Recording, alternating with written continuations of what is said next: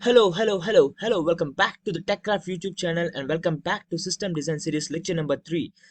Till now, we have learned about client and server architecture and DNS and everything.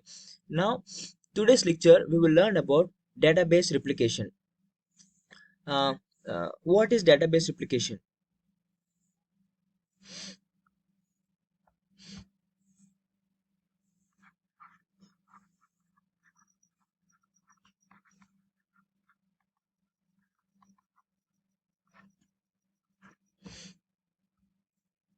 First of all, what is replication? Replication means duplicate, means getting copies. Here, database replication means getting the copies of the database. See, um, today's topic is about a technique called as master-slave relationship. In database management systems, we use this technique for efficient data transfer. So, what is this master-slave database relationship? See,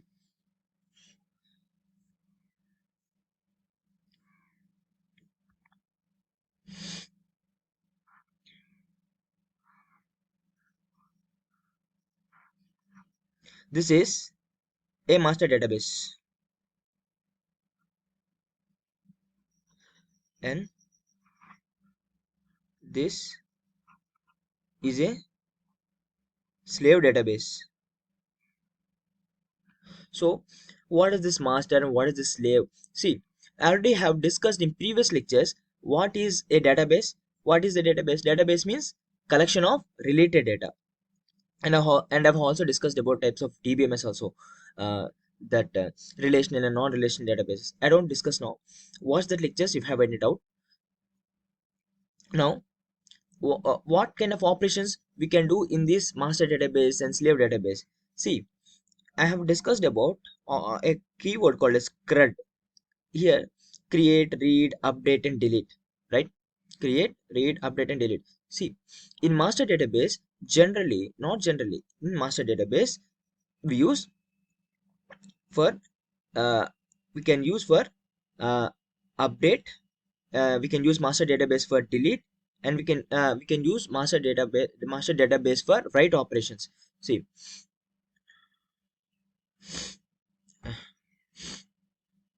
in master database, we can write, we can update, we can delete. In slave database, we do only read operations. So why we are separating these operations? Because for efficient data transfer, for efficient data retrieving. See,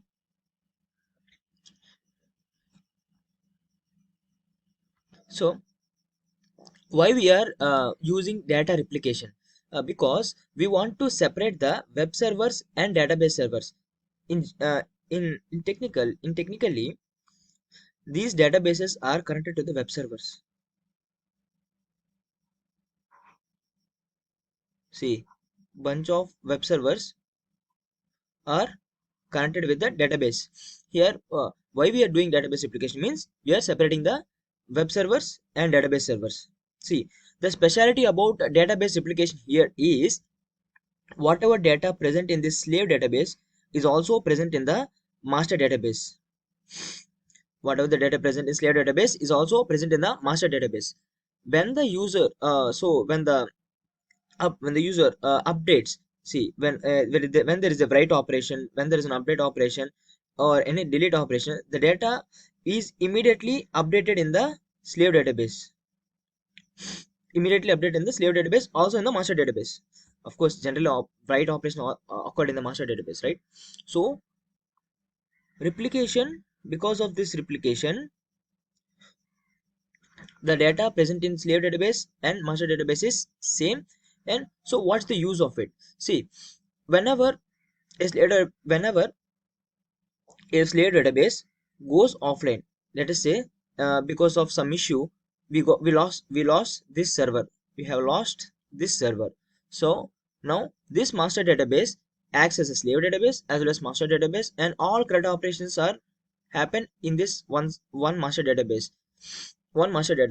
So what happens if master database was lost?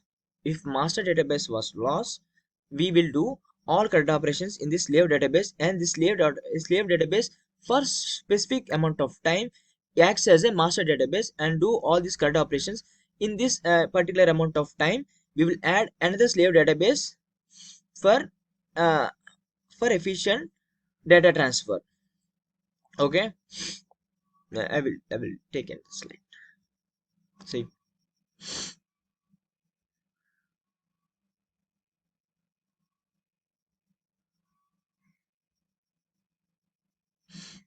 see, we have one master database, and the only write operations are happening with the master database. These are bunch of web servers, and only, let's say we have more than one slave database.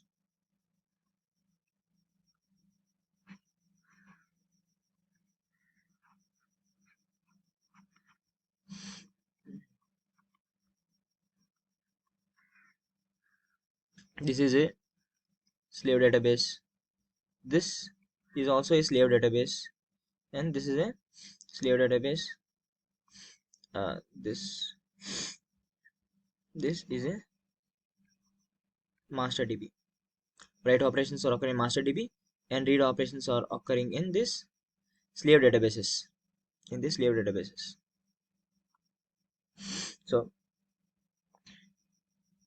the properties, the properties of this database replication is this master slave relationship is, say, first one is better performance.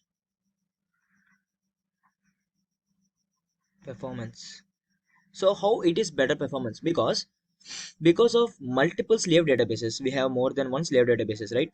So we can do parallel read operations. We can do a read operation at a time in these three slave databases.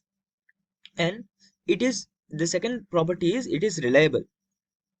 Why it is what is the meaning of reliability? Reliability means trustworthy, or there are very less chances of failure is called as reliability. See, let us say this layer database, this first one, we have lost, let's say some of, for a kind of reason, we have lost this layer database. Even though it's no problem, the data is available in this second and third slave databases. So why it is available? Because I already told you, because whatever the data present in this slave database is also present in this second one, is third one, and also master database also, because of this replication. So this is reliable. Now the third property is highly high availability.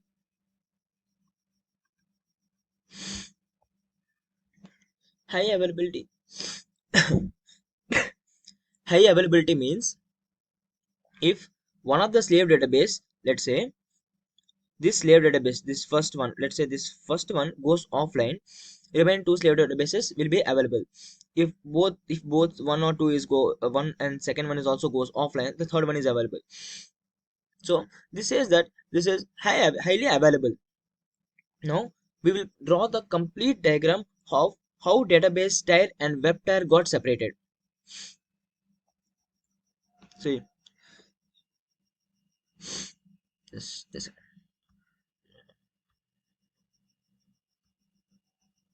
see,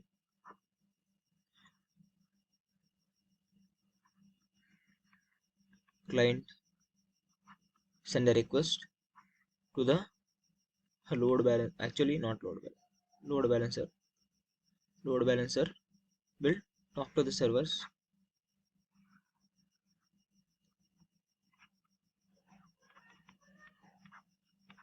bunch of servers. These are, this is web tier. Now these servers communicate with the databases. See, for write operation, for read operation, for write operation, servers will approach master database. Master, I will write, all, I will write master. For read operations, servers will approach, servers will approach, master database. Master, I will write all, I will write master. For write operation, servers will approach servers will approach slave database, and this and these two databases are replicated, and this whole thing,